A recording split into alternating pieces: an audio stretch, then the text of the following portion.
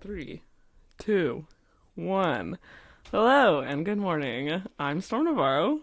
And I am Storm Navarro's mother, the creator of 4 Children, the writer of romance, teacher of art, the wife of Fred Navarro, the best human on earth, The breaker of chains and mother of dragons. I'm also called Jolene Navarro. And this is our podcast, the unsolicited opinions of two romance authors. Who asked us? No one. But we're going to give them to you anyways. I came up with that. Yeah, I think it's from me giving you unsolicited advice all the time. Yeah. Yeah. Um, As a mother, that's what I do. yeah. And it's very good advice. No, but you are adults now, so. But that's advice. We're talking about opinions. Well, opinions. I have lots of those too. Yeah. Yeah. So, I mean, we've always talked about having a podcast together because we talk a lot. Yeah, and I think we have interesting conversations. It's interesting to us, so we thought maybe it'd be interesting to other people because we're the center of the universe. And our opinions are important. That's how it works, right? Yeah, I think so. And all 4 of my kids, they're not around as much for me to give opinions to. So Yeah, so you are now all of our children. yeah. Our children. Your children. Not my You are children. all my children. You're my and siblings. I will all let you know how to make your lives better. Yeah. Because I know. Yeah. Our first topic is actually one that we talked about earlier the other day. I mean, it's something that we always talk about because it's one of my dad's favorite movies is Gladiator. Yeah. And every time it's on, like randomly on TV, me and my dad would be like, "Oh, let's watch it," because we're so excited. It's one of my favorite movies too. My mom refuses to watch it with us, and I've always tried to convince her how to do it. Recently, she's been obsessed with Bridgerton, and she's forced my dad to watch it. Force him? Yes, you did. I said, watch 2 episodes with me, and if you don't like it, then you don't have to watch anymore. Oh my gosh. It's a human story of love and drama and everything. Well, I just think there's a double standard going on, and so I thought we should have our first episode be A double standard. Gladiator versus Bridgerton. My goal today is trying to convince my mom to watch Gladiator. My eyes just rolled. Y'all didn't see that, but they did. There's no double standard here. Yes, there is. Why won't you watch Gladiator? Because life is too short to watch sad things. It's not sad. His whole friggin' family is killed. Okay. So why do you like Bridgerton? Why do I like Bridgerton? Yes. Why do you like the story?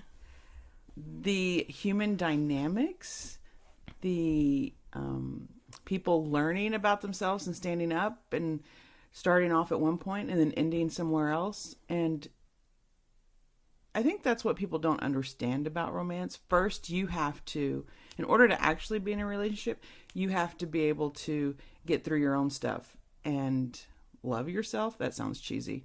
But basically, you have to know who you are to fully be in a relationship. And watching other people go through that journey, because I went through that journey and I'm all good now. Anyway, but no, watching people go through that journey of finding who they are and who they are in the world, and not necessarily who the world tells them they are. I love that. I love the drama, and I love the human story of love and how we connect to people and how we get through our own stuff to find out on the other side what we're really meant to be and not who the world tells us we are. And that's what Bridgerton's about. I mean, he's like the Duke, right? He's supposed to be a certain way, but he has some major insecurities that no one knows about. They all think he's mysterious, but he's actually really self-loathing. He is the diamond in the rough. Because they talked about her being the diamond in the water. Oh, yeah. Right? Yeah. She's a diamond in the water. And he's the diamond in the rough. Because she's like, flaws and all, I love you. Or, something like what she said, just because you have imperfections doesn't mean you're less worthy of love. Your dark parts, the parts you're ashamed of. I love all of you. So romance. You like romance. You write romance, you read romance, you watch romance. I thrive on romance. What are the why? Okay, so why? Like, and I'm asking you this because I know, obviously, because I'm also a romance author. But why do people love romance? The people who are in the romance audience, why is that why? Well, I think you can experience those emotions. I feel like you can experience it, but safely, right? Because Right, because we talked about the expectations. right, the expectations of romance. And I'm sorry, people know the difference between fiction, fantasy, and real life. Right? Yeah. And so I have a very stable relationship with communication. But that would be boring. No one wants to read about that because we want things to be pushed, and we want to see people come into their own, but we also want to see in romance a happy ending is going to guarantee you that the good things happen and the bad things are, I don't know, not fixed, that's not the right word, but we can create a world that we want to live in. Not with perfect people, but with people that are striving to be better. Right. And things happen to us, life happens to us. I mean, tragic backstories in real life, sometimes you couldn't even write it because people are like, oh, that's not real, that would never happen. So but you have to dig deep into the human psyche about why, because we're motivated by connecting to people, right? We either disconnect because we're hurt, or we find ways to connect that maybe aren't healthy. Right. And why is that? I think the romance genre is always asking, why do people act the way they act? Why are they self-destructive? Why are they pushing people away? Or why do they bring the bad things in? Why are you doing this? Motivation and conflict. Right. We love those things. I remember one of the things when I was in my getting my MFA and writing popular fiction. Nice drop. No, because I wanted to be able to explain to the. So I'm just gonna be like, oh, in one of my writing classes, it's very specific. I was in my MFA. I know, I'm just teasing with you. Lee McLean, and it was our it was a specific. She's a great author. It was a specific romance writing class, and I just didn't want to drop that and then be like, what's that? Like, where did you go for that? You know what I mean? Don't be so defensive. No, I'm not being defensive. I'm just explaining to our audience of like one or two. We have an audience. I mean, our family is going to be listening, right? So that's actually a lot. We have a lot. Thank you, guys. Thank you if you're listening. No, but so in one of my classes with Lee, I remember talking about one of the most important things about romance is the happily ever after, which a lot of people who aren't in the romance audience, who not poke fun, but tend to be like, they just, it's kind of, they call it predictable. Right, roll their eyes. Yeah, they get so predictable. I'm bored. You get bored after a while reading so many romance novels. It's the same after this, the same story. Well, I mean, obviously you disagree. If you're writing a really good story, you get to the same ending with the happily ever after, the predictable ending, but on the journey, you go with the characters. You change it up. You try to make it as unique as possible. So that, I mean, right? Am I wrong? I had a point. I swear to God, I had a point. I was trying to figure out where you were going. I know, I did have a point at the end of this, and I had something, I was going to link it back to Gladiator, because the happy ending, he does have a happy ending. They're all dead. That's the main argument my mom makes about Gladiator, is that it's not a happy ending, so she doesn't want to watch it, because she likes happy endings, like romance. I like to control my world. And I would argue that it does have a happy ending. And and Sasha. It's a romance. It's his wife and his kid. They're dead. He did not get to live the life he dreamed of living. Other people took it away from him. No, because in the very beginning, he's dreaming about being in the grass, right? It's wheat, I think. Wheat. It's a crop because dreaming he's a farmer. about walking through the wheat. If you're going to argue the story, at least know it. I do know it, Mom. I know it like the back of my hand. But I'm right? Sure. Okay. Well, I'll give you... As Mother Bridgerton would say, I don't like your tone. Oh my gosh. Okay, no. You're just gonna confuse everyone. Sorry. So I did my research. Very thorough. Very legit research on Google. Looking up... Google is not a source. You should know that.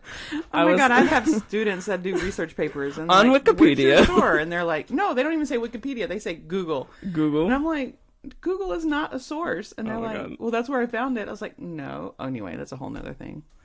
But I was looking up reasons why you should watch Gladiator, because sometimes my arguments obviously are not working right now.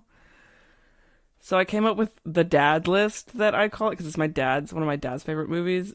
And I have good friends who write romance. It's their favorite movie too. I know. It's a good story. I'm not saying it's not a good story. I think you can have a really good story that people... Well, okay, so romance. There are some incredibly... I mean, every genre has lazy writers. They just do, right? I hope I never fall into that category. But not every romance book is good, and not everyone wants to read a romance. I totally understand that. Not every romance is going to appeal to everybody. Right. Every story's that way. You have certain preferences. Some people like really dark, depressing stuff. I don't know why. I think life is too dark and depressing in general, and I like to be more optimistic. So... I'm not saying it's a bad story. It's a really well done story. Oh, the imageries that I've seen. Yeah, the acting, the script, the dialogue, all of that is absolutely, I will agree, makes it a really good movie. Right. So let me give you my list. Okay. And see if it tempts you into watching Gladiator with me all the way through from like start. Sit down and watch it from start to finish, because I think I've probably seen the whole thing, because you and your dad have watched it enough that it's been around. Right, you've seen pieces, so you've seen the movie. I mean, you know what happens because you've seen pieces. Spoiler alert: they all die. They do not all die, literally. Okay, we'll get into that second, because we talked about this the other day. My list. Going back to my list, we gotta stay on track. Give us your list. Number 1, Gladiators. I mean, come on. Gladiators are really cool. I don't condone... Make good heroes. I'm gonna be very clear here. I don't condone kidnapping and taking people by force and forcing them to fight each other. We do not condone slavery. Weren't they basically would be slaves? lying if I didn't confess that sometimes I fall into the romanticism and glamorization of gladiators. Okay. I'm a very shallow person, so I fall into that category of I think gladiators are cool. I'm not going to interrupt. Reason number 2, ancient Rome.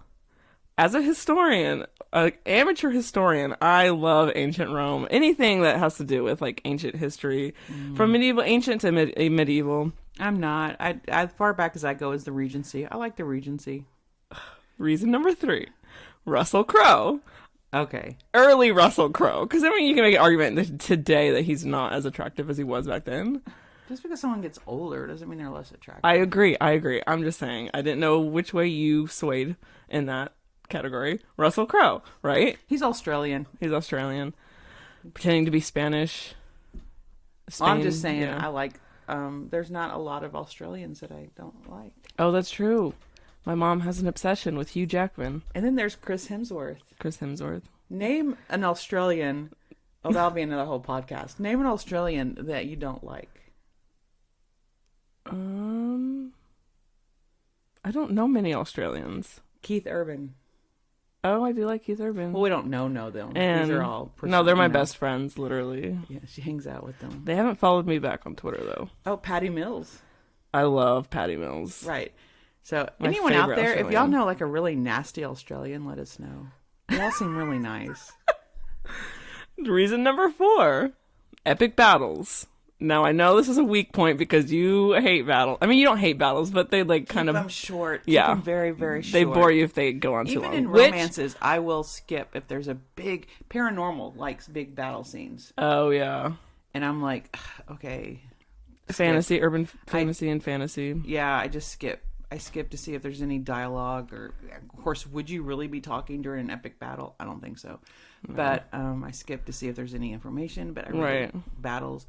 There's been really good movies that I've actually kind of nodded off because I thought the battle scenes were too long. But I'm not going to mention those because then people will hate me. This is not a controversy channel. Reason number 5? Question mark? I lost count. And this reason is I read on a blog, and because the blog was hilarious. I'll have to go back and look and see who it was. Reason number 5, because you need a movie that will rip your heart to shreds. No, you don't. You need to experience the pain. Okay, I can say you can. Are Okay, you not entertained? I have read books and I've seen movies that shred my heart, but give me the happy ending. Make Right. everything okay That goes back to my argument. while they're that still on Earth. It is a happy ending. Because, let me tell you why it's a happy ending. Because he gets to be back with his family, yes. But all of the friends that he's made, the other gladiators, the slaves, he's freed them. And his friend that he made, the black guy, gets to go back to Africa to his family. And that's one of my favorite characters in the movie. Okay, so I don't know that storyline. Right. So are you interested, now that I've given you my list and my reasons? Are you interested in watching it? Well, here's another thing about me, too, that you know. I 99% of the time will not rewatch or reread anything that I've already experienced once. Yes, I know this about And you. I feel like I've already seen Gladiator. I know that he dies. I know that he has to go be a gladiator and that there's an evil king that's trying to get his revenge that doesn't like him. And he's like, you know, he's a hero. So Oh, yeah, he's a thing for his sister. yeah, That there's was weird. Yeah. So, anyway, and so there's a Dang, that's a point against Gladiator. yeah, so he's the gladiator stands up and he's really an incredible hero, right? He's this man that's lost everything. Yeah. And he still has the will to fight and That's make a great things right. message in that, or that theme, whatever you want to call it, that he's literally lost everything, every will to live, but he keeps fighting.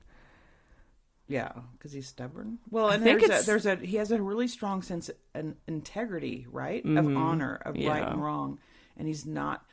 So he wants to make things right. There's always before something he else dies. Always something to fight for.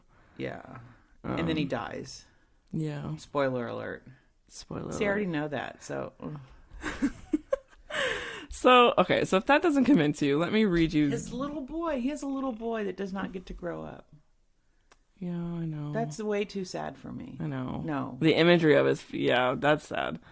I can't get past his child dying. So if that didn't convince you, let me read you this. Sorry about the spoilers. So the actor Oliver Reed played that character, the Maximo, or what, I think it was not Maximo, because Maximo's the Proximo. I don't know who Oliver Reed is. He's just an old actor that was in the movie. What is he, like 40? I'm teasing you. I don't know. When my students use the word old, I'm always like, and how old are they? And be really careful. Because that's just all relative. So in Gladiator, he was Proximo, the former gladiator who buys and trains Maximus, the main character. Oh, is it his mentor? Yes. So he's, Does he die? yes. No. In the movie? No. But he died during filming. Oh, and now we have sad real life? Listen, so one Sunday morning, he dropped down dead on the floor of a pub. I'm reading, so. He probably had a couple of pints and said, "I don't feel good," laid on the carpet and died, Ridley Scott told Variety recently. Ugh. He's in the spar in Valletta, and this British destroyer is anchored in the bay, and the crew comes in. He challenges the crew to some sort of drinking debauch. I don't know if I said that word right. Botchery? It's just debauch. He drinks some, passes out, and dies. I still have his bar tab, by the way, is what the screenwriter David Franzoni said. He promised not to drink while working on Gladiator. Of course, he failed. Was he an alcoholic? Yeah. He died before he completed all of his scenes, which left Scott and his crew in a very difficult position. Films had been completed before with stand-ins, doubles, and creative editing, but this was something different. Reed's face was digitally grafted onto an extra, the script rewritten, and alternate takes of Reed as Proximo used to fill out his scenes. The Crow did something equally impressive after Brandon Lee died partway through the filming in 1993, but Gladiator was a phenomenon. Rather than looking like a bodged job, the Revenant Reed became proof of the power that digital technology now had in storytelling. And then after that, because that was in 2000, So that film came out in 2000. Now, like when we lost Carrie Fisher. That's what this article goes into, is how far do you take that digital technology to be able to do that, bring back actors that have passed on. But knowing that now, because you didn't know that before, right? I had no idea. So knowing that now, That's fun. I'll just watch those scenes. would you be interested in rewatching Gladiator all the way through from start to finish No. with me to see if you can see the digital editing they did to Oliver Reed's face? Oh, well, okay. Right? Right? Isn't that interesting? Oh, I just want to see the scenes. But I don't know how I would find those. I could probably look them up, like the scenes where Oliver Reed was not really there. Right. I wouldn't have to watch the whole thing. Oh, now that's I was even more afraid. sad, Storm. I was afraid you were going to say that. Well, yeah, it's sad that he passed away. But I find it very interesting. So he doesn't. Okay, 'cause that's that would be ironic. one so of- he doesn't die in the story. I mean, character because doesn't I've die. watched that movie several times, and I never knew that was an you watched extra it with since his you've face known on that? it. No, because I literally saw that last night when I couldn't 'Cause it's sleep. I kinda read like, it. What was it? Superman's mustache. Oh yeah, there's some things that technology cannot do. Actually, I would make the argument that I don't technology think it's is technology. only right. I think it's the People the who it was very last. I mean, the mustache thing was very last minute.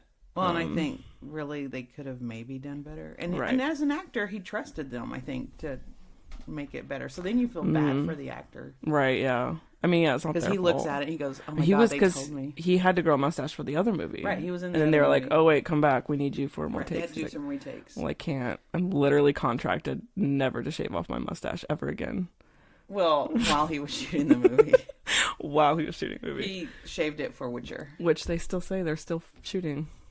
That was a bad joke. I'm sorry. Because I made the joke that it was forever, so like the joke was that they're still filming. They're still The no. Justice League. No, I was talking about when he has the mustache. The movie that he has the mustache in. Oh, what movie The is impossible, that? the Mission Impossible. Oh yeah, he's a bad guy, right? Yeah. He looks good though. They put him in a tight shirt, and I'm not mad. I'm not mad at the tight shirt. So Gladiator I think is we digress. kind of like we did digress. So back to the topic. Gladiator, we're gonna watch some scenes and maybe I can convince you then. Actually, I am interested. Well, and I don't know the storyline of his friend, the one that goes back to Africa. I like his friend. Can we fast forward through, I don't know, the killing of his child? Yeah. We can skip that. Why do people, okay, you asked me about why to romance, and it's the optimism, right? It's the finding a better life, finding a better world, finding a better person that you can be. Because I do believe that we all can be better people. I think there's core things in us that can't change, but I do believe that there also can be change in people. Right. I mean, I don't think I can go around changing people. Of course, I try with my children all the time, right? I have lots of With opinions. your unsolicited opinions. Yeah. But, I think they're no longer allowed to be unsolicited when it comes from your parents. Like, oh, That's I just- don't know. I'm pretty sure y'all consider them unsolicited. we can consider them unsolicited, but our opinions on the matter don't matter. Do you see what I mean? That was a joke. I'm just joking, you guys. Oh, I'm trying to figure it out. You That's should why always be she's your looking own at me and I person. have this blank look on my face, like I don't understand what you're saying. Don't let your parents tell you what to do. Rebel. You should. I can't win with this woman. I'm sorry. Okay, so what? Sometimes the best things happen in rebellion, Okay, so your arguments for trying to like the United States of America. to force Sorry. Dad to watch Bridgerton. Because there's boxing. He does like the boxing. Oh my god! But they didn't have that in the spoiler? book. Spoiler alert! No, he was a boxer. No, but they didn't have the scenes of boxing. Oh, like and Will, his friend, who's a boxer, yeah, is not in. and the then book. like the actual boxing matches. Well, what is in the book, and this is spoiler. When Daphne punches that guy in the face, oh yeah, you know, you think the Duke overhears that and he's going to run and rescue her, but she just doubles up and punches him. yeah. And your dad was like, "Oh, I mean, he really And laughed. responded to that, right?" He's That's like, funny. "Oh man!" And so I love that she, you know, She's the three one older that- brothers, and Yeah. so she knows how to throw a punch, and because all of her brothers are big box too. Well, anyway, I saw Anthony box. I never Right. saw Colin. I don't think Colin boxes, but like they're real people. I'm talking about like they're real people. These are our, like I said, these are our friends, like that Keith Urban.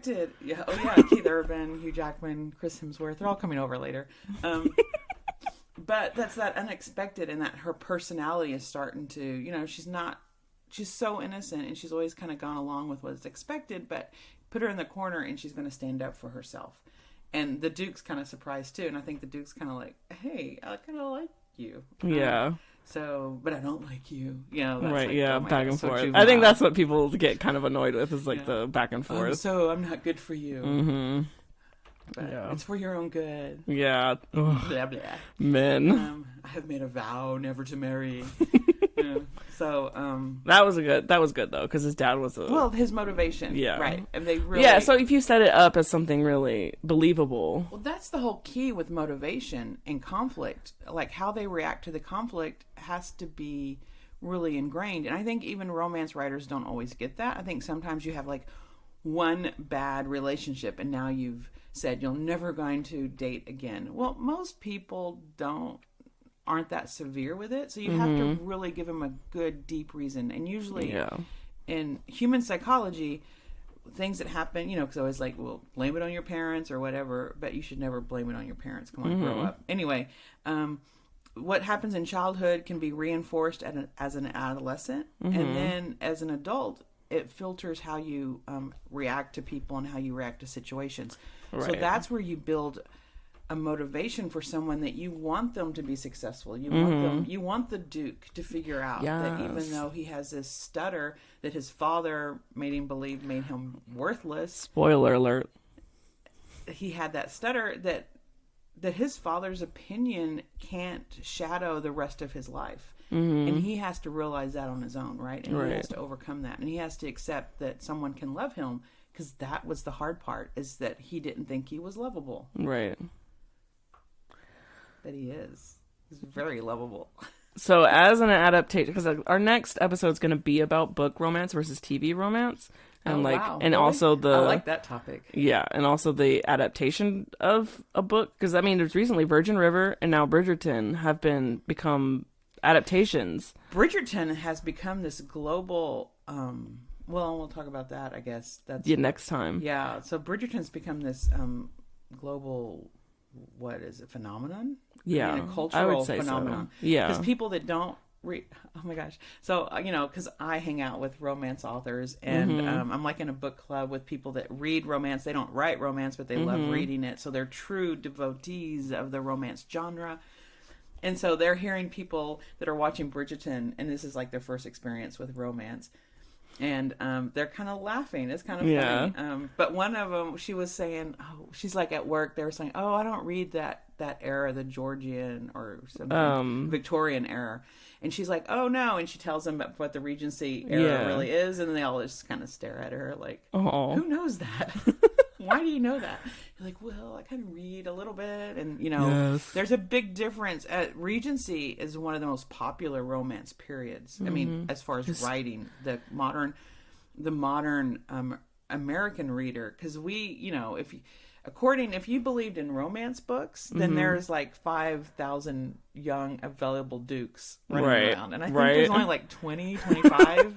I don't think there's definitely not more than 30 actual real dukes. And I would say their average age is probably not 30. Yeah. But.